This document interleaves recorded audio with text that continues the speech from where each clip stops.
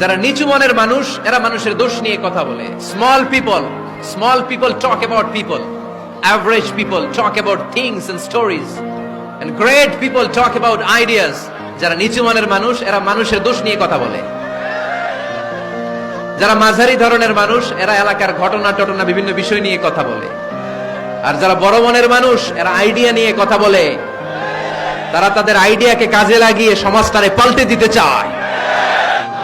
কিছু লোক আছে দেখবেন সারা দিন চায়ের দোকানে বসে এই বাড়িতে এই সমস্যা, ওই বাড়িতে এই সমস্যা, ওই বাড়িতে এই সমস্যা, তোর বাড়িতে কি সমস্যা। কিছু লোক আছে এই হুজুরের এইটা খারাপ, এই হুজুরের ওইটা ভালো না, এইটা খারাপ, এইটা সমস্যা, এটা সমস্যা। তোর কি সমস্যা?